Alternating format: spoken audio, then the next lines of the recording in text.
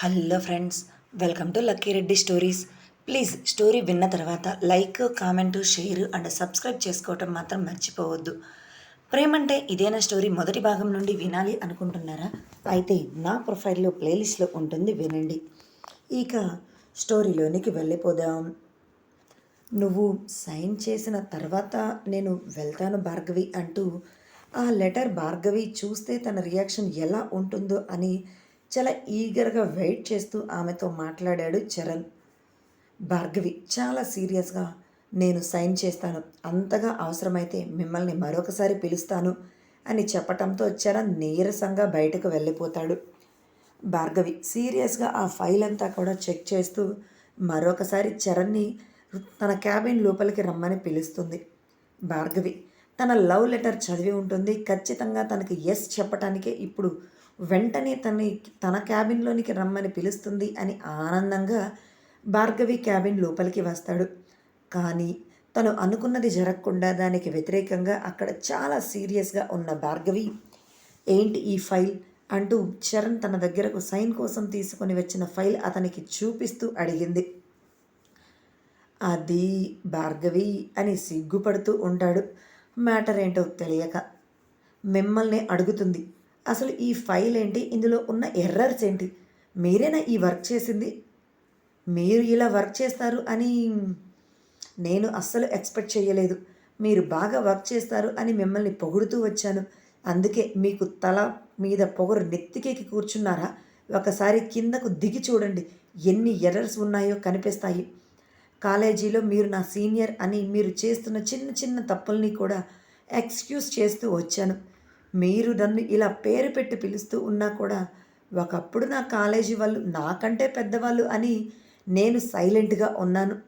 అందుకని నువ్వు చేస్తున్న పని ఏంటి, నేను నీకు ఇస్తున్న గౌరవానికి నువ్వు చేసే పద్ధతి వర్క్ ఇదేనా అంటూ ఫైల్ అతని చేతిలో పెట్టి, ఇంకొకసారి ఇటువంటి పొరపాటు జరిగితే ఎక్స్క్యూజ్ చెయ్యను అని సీరియస్గా చెప్పి ఆమె బయటకు వెళ్ళిపోయింది. అతను ఒకటి అనుకుంటే ఇక్కడ ఇంకొకటి జరగటంతో, ఇదేంటి ఇలా జరిగింది అంటే ఈ ఫైల్లో ఉన్న నా లవ్ లెటర్ తను చదవలేదా? ఓన్లీ ఇందులో ఉన్న ఎర్రర్స్ మాత్రమే తను చూసిందా అని నీరసంగా అనుకుంటూ, అసలు ఇందులో నేను లవ్ లెటర్ పెట్టానా లేదా అని మరొకసారి చెక్ చేసుకుంటాడు. అందులో తన లవ్ లెటర్ కూడా ఉంటుంది. మరి ఇది భార్గవి చూసిందా చూడలేదా అనేది ఏమీ తనకి అర్థం కాదు. అలానే నీరసంగా ఫైల్ పట్టుకొని తన ప్లేస్లోనికి వచ్చి కూర్చుంటాడు. తన లవ్ లెటర్ తనే తీసి చూసుకుంటూ ఉంటాడు. భార్గవి, నువ్వు చదివి ఖచ్చితంగా ఎస్ చెప్తావు అనుకున్నాను, కానీ నువ్వు అసలు చూడనే లేదు అని అర్థమైంది. ఈ విధంగా ట్రై చేయటం కాదు, మరో విధంగా ట్రై చేద్దాం. అలా అయితే ఖచ్చితంగా నా ప్రేమ గురించి నీకు తెలుస్తుంది అని అనుకుంటూనే మరొకసారి ఏ విధంగా భార్గవికి లవ్ ప్రపోజ్ చేస్తే బాగుంటుందా అని ఆలోచనలో పడిపోయాడు చరణ్. నిజానికి చరణ్ ఆ ఫైల్లో పెట్టిన లవ్ లెటర్ని భార్గవి చూసింది, చదివింది. అతడు తనని ప్రేమిస్తున్నాడు అంటే తనకు ఏ విధంగా తీసుకోవాలి, ఏ విధంగా రియాక్ట్ అవ్వాలి అనేది తనకు అర్థం కాలేదు. తనకి అసలు చరణ్ మీద అటువంటి ఫీలింగ్ ఏమీ లేదు. చరణ్ని ఎప్పుడు ఒక ఫ్రెండ్గా కూడా తను చూడలేదు. అటువంటిది ఇప్పుడు ఒక్కసారిగా అతను వచ్చి నేను నిన్ను ప్రేమిస్తున్నాను అంటూ ఒక లవ్ లెటర్ రాస్తే దానిని ఎలా తీసుకోవాలో కూడా తనకు తెలియక ఇలా రియాక్ట్ అయ్యింది. చరణ్కి ఎస్ నో ఏది చెప్పటానికి కూడా తన మనసు అంగీకరించడం లేదు. దాని గురించి అతనితో డిస్కస్ చేయటం కూడా తనకు ఇష్టం లేదు. అందుకే ఫైల్లో ఉన్న ఎర్రర్స్ అన్నీ కూడా అడ్డం పెట్టి అతడిని తిట్టి పంపించింది. ఇంకొకసారి అతడి నుంచి అటువంటి లవ్ లెటర్స్ రాకూడదు అనుకుంటూ. వెంటనే భార్గవ్ దగ్గరకు వెళ్ళి ఈ విషయం చెప్పాలి, త్వరగా నేను అతడిని పెళ్లి చేసుకోవాలి, లేదంటే చరణ్కి నా మీద ఆశలు ఎక్కువైపోతూ ఉంటాయి ఏమో అని అనుకుంటూ భార్గవ్ దగ్గరకు బయలుదేరుతుంది. ఇక్కడ భాషత దగ్గరకు వచ్చే పేషెంట్స్ అందరినీ చెక్ చేస్తూ ఉంటుంది. అప్పుడే తన దగ్గరికి సిరి అనే ఒక అమ్మాయి వస్తుంది. భాషత ఆ అమ్మాయిని గుర్తుపెట్టి, నువ్వు సిరి కదా, అంతకుముందు ఒకసారి వచ్చావు, ఇప్పుడు మీ ఇంట్లో ఎలా ఉంది, ప్రాబ్లం సాల్వ్ అయ్యిందా, నిన్ను బాగానే చూసుకుంటున్నారా, ఇంతకీ ఎందుకు వచ్చావు? ప్రెగ్నెన్సీ కన్ఫర్మ్ అయిందా? లేదు అంటే ఇంకా మీ ఇంట్లో బాధలు తట్టుకోలేక త్వరగా ప్రెగ్నెన్సీ రావాలి అని నా దగ్గరకు వచ్చావా అని అడిగింది. సిరి నవ్వుతూనే, ఏమో తెలియటం లేదు మేడం. 2 రోజుల నుంచి బాగా నీరసంగా ఉంది. ఏం తిన్నా కూడా వామిటింగ్ అవుతుంది. నాకేమీ అర్థం కావటం లేదు. మనసంతా భయంగా ఉంది.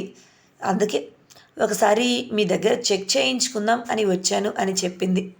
భాషిత నవ్వుతూ ఆమెను చూసి కళ్ళు నాడి చెక్ చేసి తనకు ఏదో అర్థమైనట్లుగా పద అంటూ సిరిని లోపలికి తీసుకొని వెళ్తుంది. అలా టెస్ట్‌లన్నీ చేసిన తర్వాత యు ఆర్ ప్రెగ్నెంట్ అని నవ్వుతూ సిరికి చెప్తుంది. సిరి ఆ న్యూస్ విని గంతులు వేస్తూ, నిజంగానా మేడం? మీరు నిజమే చెప్తున్నారా? నిజంగా ఇప్పుడు నేను ప్రెగ్నెంటా అని నమ్మశక్యం కాని విధంగా అడుగుతుంది.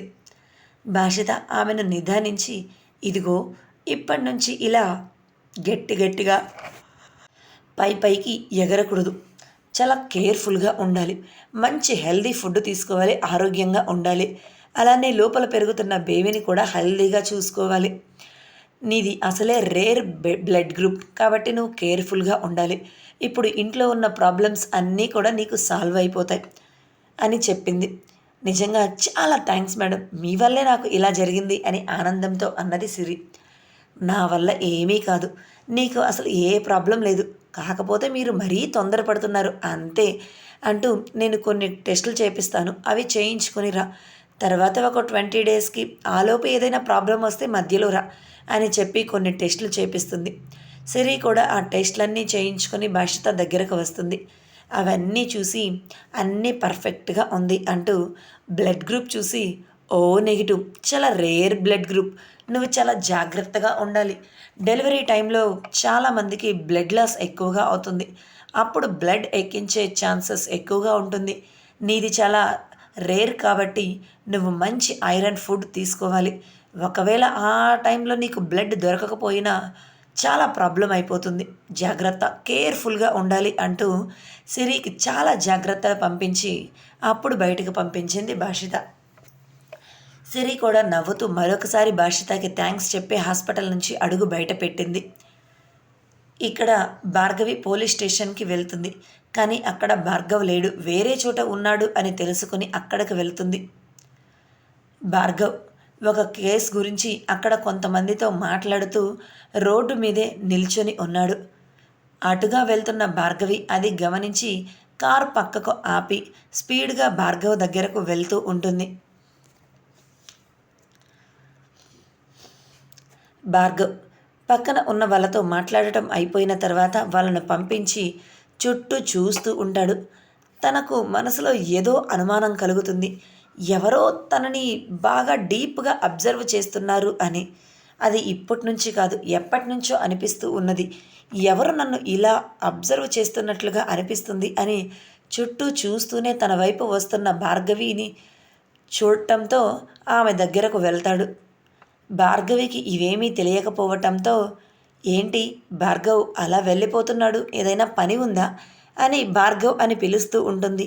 అయినా కూడా భార్గవ్ నుంచి ఎటువంటి రెస్పాన్స్ రాదు. ఒరేయ్, నిన్నేనా పిలిచేది, నీకు వినపట్టం లేదా అని తను రోడ్డు మీద ఉన్నది అని కూడా మరిచిపోయి భార్గవ్ అని గట్టి గట్టిగా అరుస్తూ ఉంటుంది. అలా తనని 4-5 సార్లు పిలిచి ఆఖరిసారిగా ఒరేయ్ బీ2 అంటూనే ముందు ఉన్న రాయి చూసుకోకుండా కింద పడిపోతుంది. అమ్మ అని గట్టిగా అరుస్తుంది కింద పడిపోవటంతో భార్గవికి ఏదో జరిగింది అని అర్థమవటంతో స్పీడ్గా వెనక్కి తిరిగి చూస్తాడు. భార్గవి కింద పడి కాలికి రక్తం కూడా వస్తూ ఉండటంతో అయ్యో ఏమైంది అని ఆమె దగ్గరకు వచ్చి చూస్తాడు.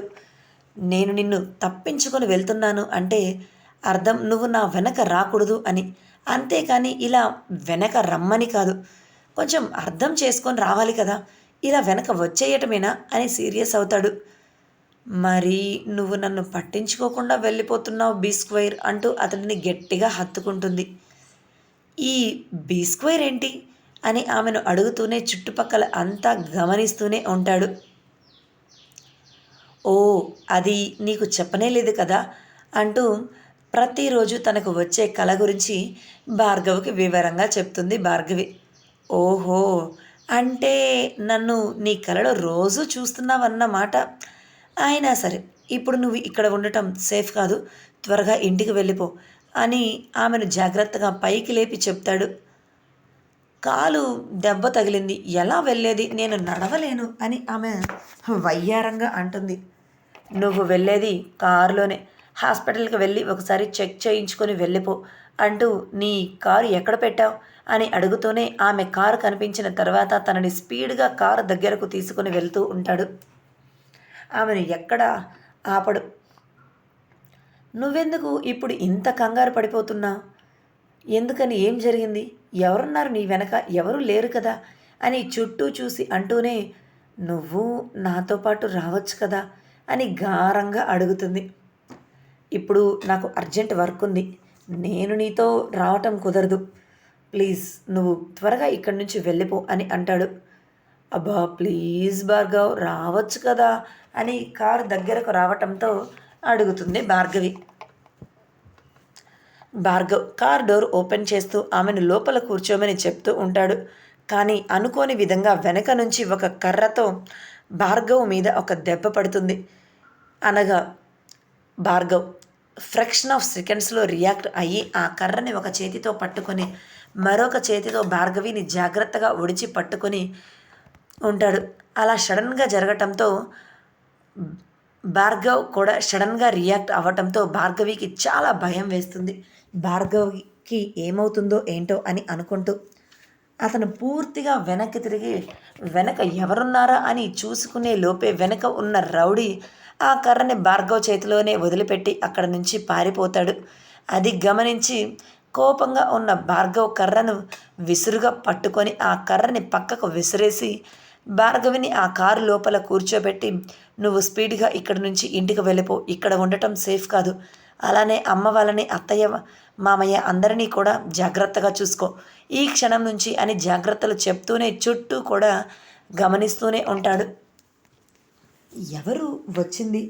నన్ను కొట్టాలి అనుకున్నది ఎవరు అని ప్రశ్నలు అడుగుతూ ఉన్నా కూడా అతను ఆ ప్రశ్నలు వేటికి కూడా సమాధానం చెప్పకుండా ఫస్ట్ చెప్పింది చెయ్యి, త్వరగా ఇక్కడి నుంచి వెళ్ళు అని చెప్తున్నాను కదా, ఎందుకు నీకు ఈ ప్రశ్నలు అని భార్గవి మీద అరుస్తాడు. ఆమె కూడా సరే సరే వెళ్తున్నాను అంటూ భార్గవ్ ఏ సిచ్యువేషన్లో ఉన్నాడో అర్థం చేసుకొని అక్కడ నుంచి వెళ్ళిపోతుంది. భార్గవి వెళ్ళిన తర్వాత నా మీద అటాక్ చేయటానికి వచ్చింది ఎవరు, అసలు నా మీద అటాక్ చేయాలి అనుకున్నది ఎవరు అని ఆలోచిస్తూ ఉంటాడు. ఇదండి ఇవాల్టి స్టోరీ.